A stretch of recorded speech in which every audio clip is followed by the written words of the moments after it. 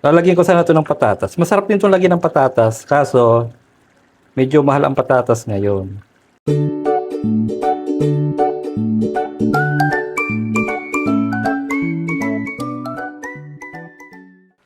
Hello mga kapapasok, kumusta kayo? So welcome back ulit sa aking channel. Ayan.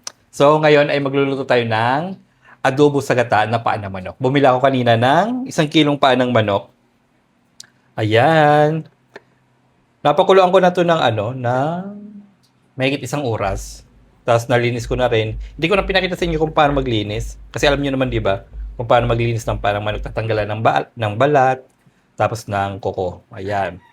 So ayan. So, pinakuluan ko to sa bawang, sibuyas, luya para matanggal yung lansa. Tapos ngayon ay sobrang lambot na niya na. So, titimplahan na natin siya ng pang-adobo. Ayan. Kung hindi ka pa pala nakapag-subscribe sa aking YouTube channel, so please subscribe ka naman sa aking channel. Ayan. Wala namang bayad pag nag-subscribe. Libreng-libre lang yan. Ayan. So, titimplahan natin itong panang manok. Kape muna tayo kahit tanghali na. So, lagyan natin siya ng oyster sauce. Nag-crave ako ng parang manok. Tagal na kasi ako hindi nakakain ito.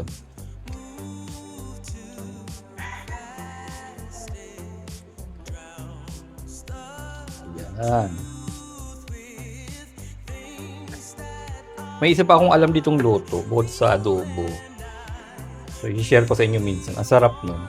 Natutunan ko lang din sa tropa ko.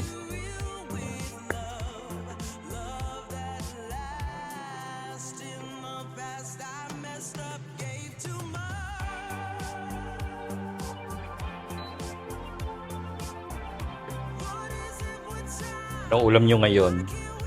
Yan o, sobrang lambot niya na.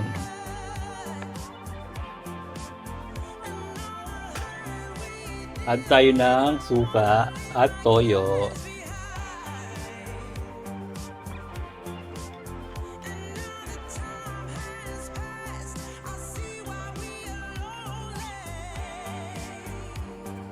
Tapos toyo.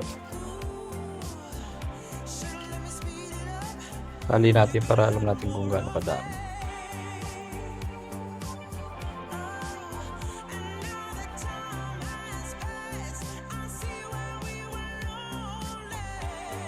Dalawat kalahati.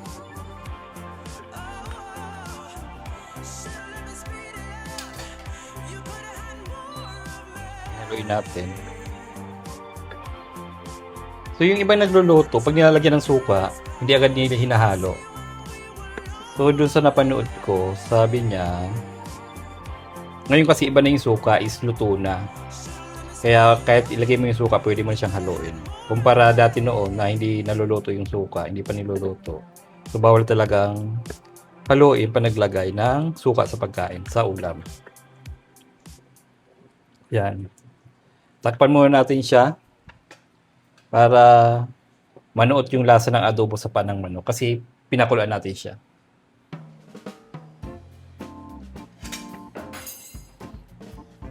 Ayan.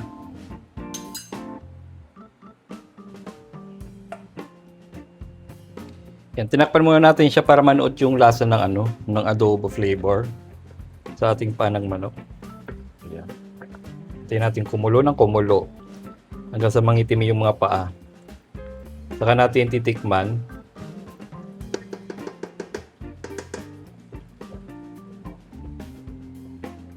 Mahigit 1 oras ko na ito pinakuluan eh. Ayaw kasi yung sa panang manok na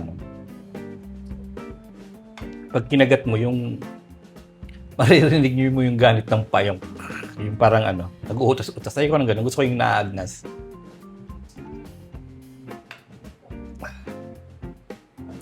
Lalagay din tayo ng sili. Mahal pa rin ng sili o 2 piso isa.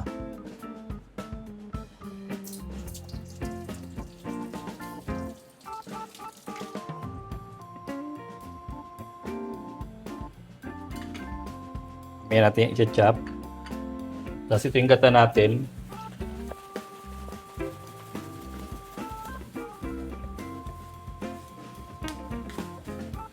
Alam niyo yung mga hindi pa marunong sa gata. Alam niyo yung unang gata, pag maganda quality ng gata, matamis yan. Pero pag hindi maganda ang quality, hindi yan matamis. Kaya minsan, tinitikman ko to pag nagluluto ako ng gulay. Pag hindi matamis, expect mo na hindi ganun, hindi magmamantika yung niluluto mo. Pero pag matamis, alam mong maganda yung quality.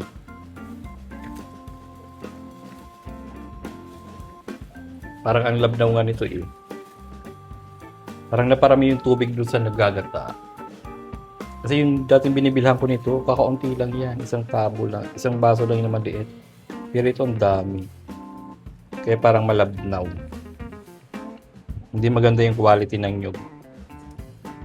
Or naparami lang yung tubig na paglagay.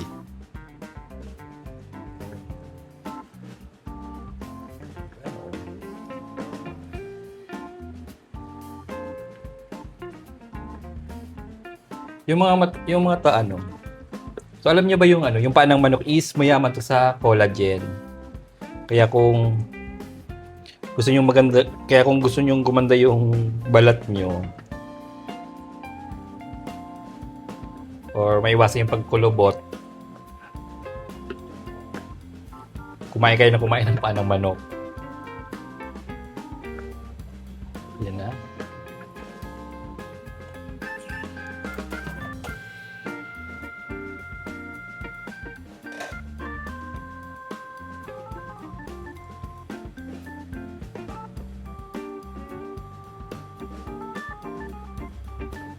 Itim na yung mga paa.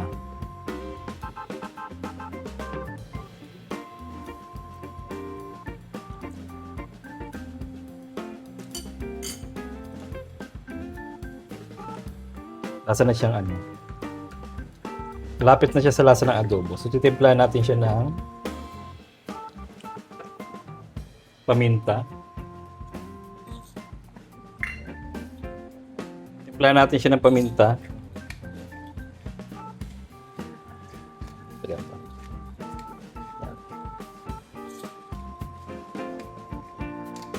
Maraming paminta. Mas masarap maraming paminta.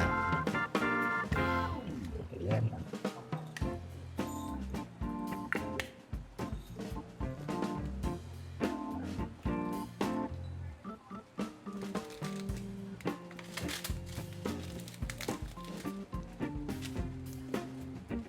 Lagay tayo ng ano, magic syrup.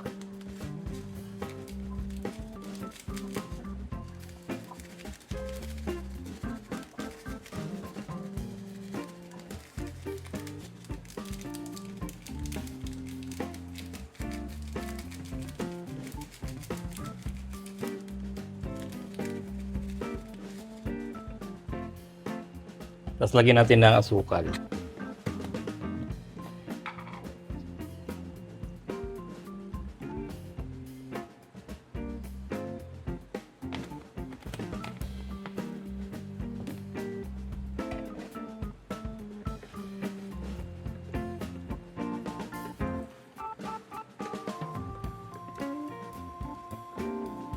Yan, nagmamantika na yung ano. Naglalapot na yung manok natin.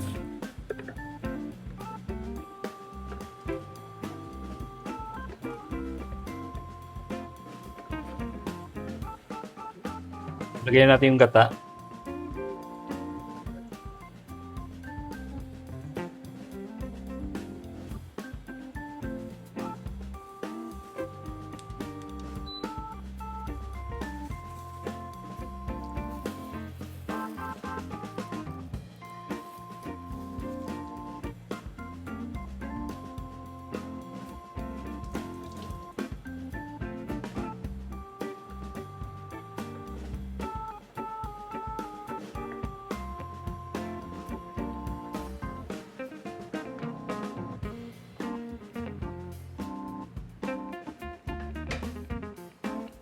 Dagdagan pa natin ng gata para medyo may sabaw. Ayan, okay na yung ganyan.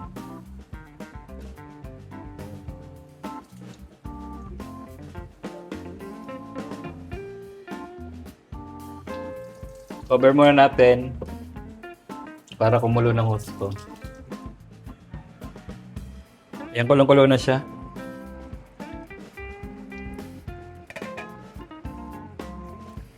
Ayan.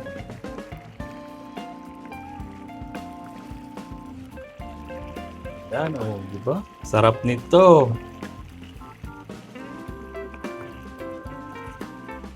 Kakalas-kalas na yung laman sa buto.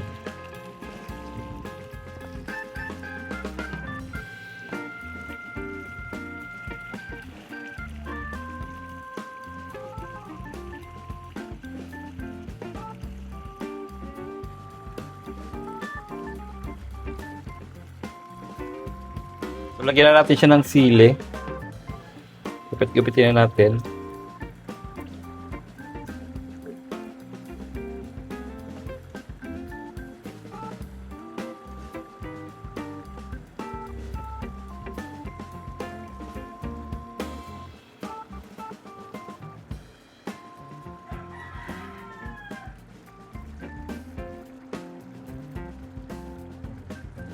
Damihan natin. Yan. Mas masarap. Mas maanghang. Ayan. Ang anghang nito, promise. Kakayanin ko yung anghang nito. Kakayanin nyo kaya? Tapos ilagay na natin yung itlog pogo natin. Ayan, itlog pogo. Maglalagay tayo. Ayan.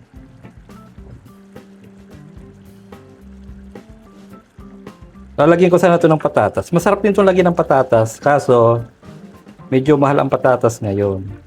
Yung isang pirasong patatas, pumapatak ng 20 to 30. Isang piraso. Maliit lang yun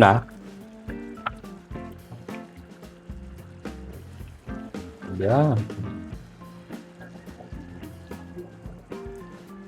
Ang ating ginataang paan ng manok sa gata. Ayan, na may itlog pogo. Ayan, haluin natin siya. Ayan, haluin natin. Para umapit yung anghang. Ayan, susunog-sunog na yung ilalim.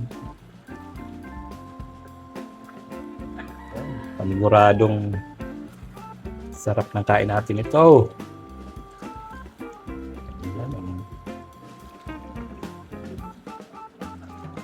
Hindi pa naman nakain ito yung mga bata. Paano manok?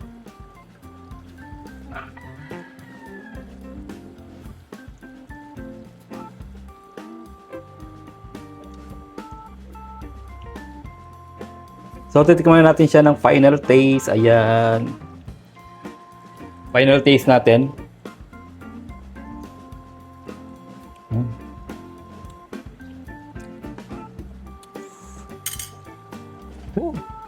Sarap. Ano yung lasa ng gata, ng adobo, yung sili. Nag-aagaw lasa yung sa dulo. Nag-aagaw lasa yung sili at tamis. Kaya naglagay tayo ng asukal. Tapos yung yung lasa ng ng paa ng manok. Kapit na kapit sa lalamunan. Yung anghang, kapit na kapit, saka yung lasa. Nag-combine talaga lahat ng lasa. Yan. Kain na tayo. Kape muna.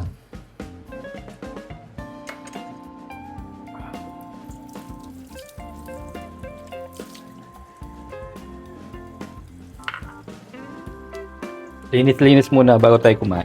Bago tayo mag-final taste. Bago tayo kumain. Nakuha tayo ng kanin. Mabuti na lang malamig yung kanin natin. Kasi kung hindi, mahirapan tayong kumain. Parehas mainit. O medyo mainit pa nga. Usok-usok pa. Kuha mo tayo ng kaunti. At medyo mainit pa siya. Ipa natin. Kakamay na. Ano ba? Iinarte pa. Diba?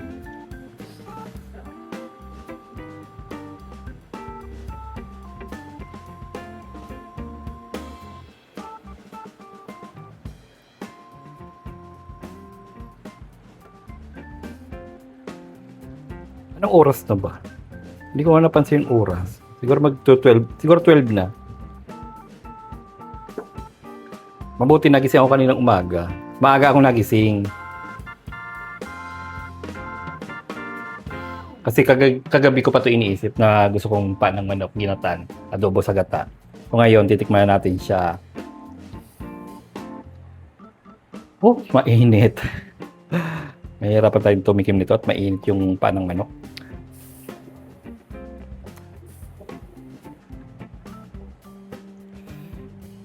Pero sasabaw muna tayo.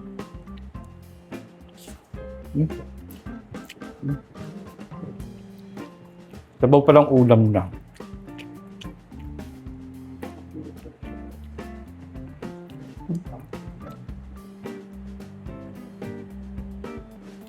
Pag ako nakain ng panang manok, pag ako yung nagluto, tapos malambot, sinisip-sip ko yung buto.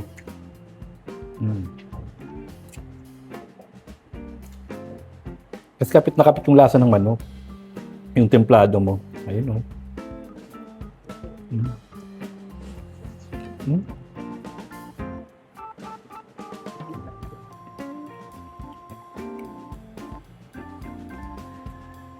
Sarap.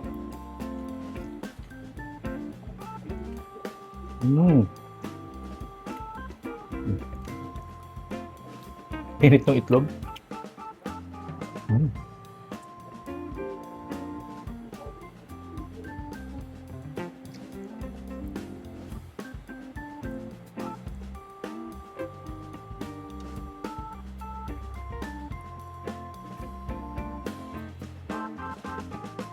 Wala kasi akong pressure cooker.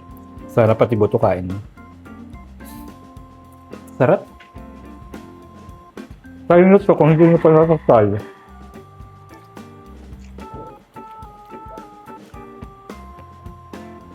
Yung mga hindi kumakain ng paan ng manok, sorry. Pero ang sarap niya.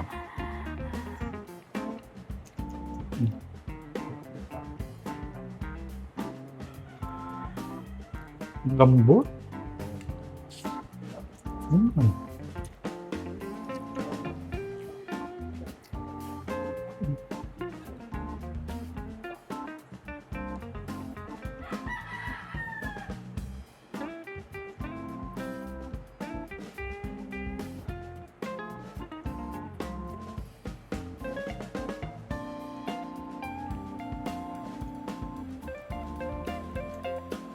Parang gusto kong lunokin yung pati buto eh.